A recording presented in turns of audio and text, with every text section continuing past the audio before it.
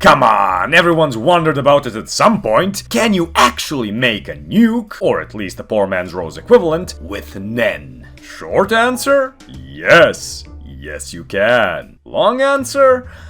Well, strap in for that one. Let's start with the most obvious way. Could a hypothetical conjurer on the same level as Prime Isaac Netero and with expert knowledge of nuclear physics conjure a bomb at least on the level of the poor man's rose? As in, could this hypothetical Isaac Oppenheimer with his expert know-how simply conjure a nuclear device with the needed mechanical, electrical, and chemical compounds and then detonate it? In this way, he'd just be conjuring the individual component parts and arranging them in such a way that just so happens to form a singular whole. He wouldn't actually be causing the explosion proper with his aura via emission or transmutation, since the explosion would be the result of the interaction of the conjured/transmuted elements, meaning that all the aura would need to account for are the individual parts of the bomb, not the potential result of their interaction,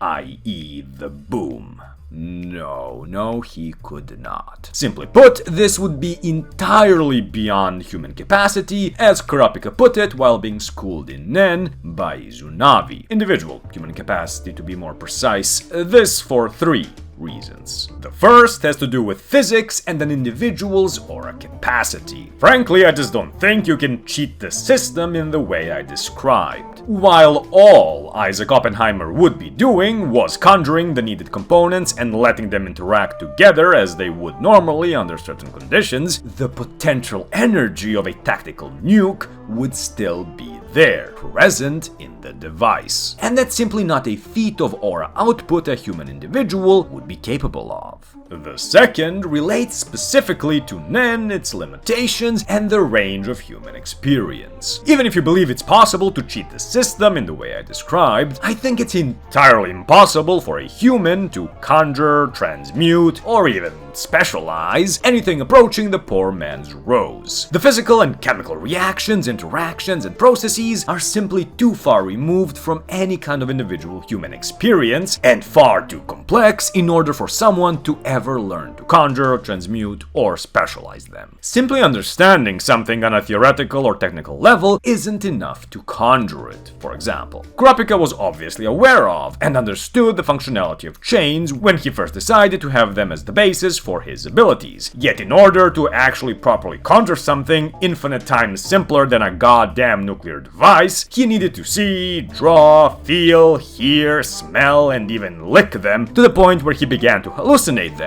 with those hallucinations, after a while, becoming real. I don't think you can really do that with plutonium, uranium, or the strong nuclear force. The third reason comes from more of a meta perspective. It simply wouldn't make any narrative sense. One of the bigger narrative points of the Chimera Ant arc, specifically between Netero and Meruem, was the difference in nature and evolution between Chimera Ants and humans. See, Meruem is the multi-generational product of a whole colony. Without the tempering of human individuality, all the Chimera Ant soldiers, officers, and squadron leaders would have viewed Meruem as the ultimate manifestation and realization of their purpose in life. The reason why Meruem could stand atop the world, the known world at least, was directly because of a species-wide effort to make him so. In one sense, he is an individual, but in another, he is as far removed from the concept as one can get. On the other hand, Netero was just a human.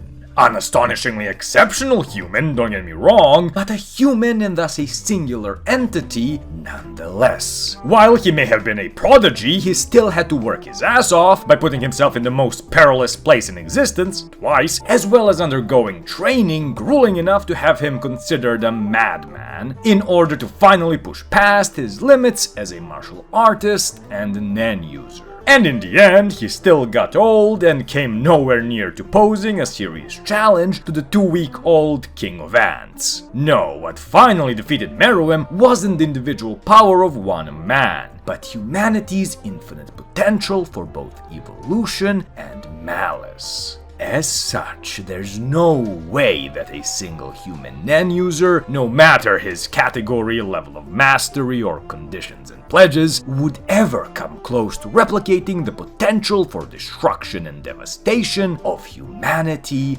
as a species. Now, while I'd very much like to end the video there, since I think it'd be a pretty great endpoint, I just spent a solid 5 minutes rambling on about how creating the rows wouldn't be possible, when at the beginning I clearly said that it was. Let's get to that part, shall we? Throughout the video thus far, I've taken care to always talk in terms of what would and wouldn't be possible for an individual NEN user regardless of caliber. However, when we talk about symbiotic or collaborative abilities, the likes of Ninth Prince Halkenberg and most likely Morena utilize, the sky's the limit. For example, if you got, I don't know, 7, 8, maybe 9 NEN users on the level of Prime Netero, and had them set out with the explicit purpose of creating a collaborative type Hatsu that would basically replicate the poor man's rose, could they do it? Sure. Why not? Have 3 of them be responsible for transmuting the blast, 2 for transmuting the radiation, 1 to conjure suits meant specifically to protect all of them from said radiation, have another conjure a vessel for storing said blast and radiation prior to detonation, have an emitter transfer it all to the conjured vessel, and as a cherry on top, have one of them be a support type enhancer and boost all the aforementioned abilities and effects. Or you know what, just have them all be specialists and it'll make everything a lot easier. Just to be safe, you can add the condition that someone must willingly and without coercion activate the bomb manually, and there you go. You've successfully replicated the effects of what is a nuclear weapon so cheap, it's literally called the poor man's rose. This is the equivalent of having a group of particularly low-level NEN users make it their life goal to conjure a really good sword, when one of them could just go out and buy a few. For top-level hunters, or NEN users in general, who are often among the richest people in the world and could probably buy a whole, bouquet of roses if they felt so inclined, this sword analogy is particularly apt. A script just a bit over 1,000 words. You have no idea how much I needed that. I know the algorithm generally dislikes shorter videos, but am I glad I found a topic that didn't balloon to double its intended length. Instead of finishing a video on the same day of the upload, I'll actually have some leeway between this and the next one. And depending on how you voted, I may very well need it. By the way, don't look too deep into the whole rose-making process I outlined. There's quite a few different ways to go about it via some form of collaborative Hatsu, from the one I went over using less than a dozen NEN masters, to a military like Kakin employing thousands of low-level NEN users and accomplishing a similar feat. Any way you slice it, the risks of doing something like that simply aren't worth it, and it's overall much more realistic, as well as far easier, quicker and cheaper to just buy or make the damn things. Hence why I don't find it a particularly interesting thought experiment. As always, thank you very much for watching, your feedback is always appreciated, subscribe if you'd like more content like this. I'd like to thank Kamaswami, Matt B and Tom Gnome for going the extra mile in supporting the channel, and I'll see you in the next one.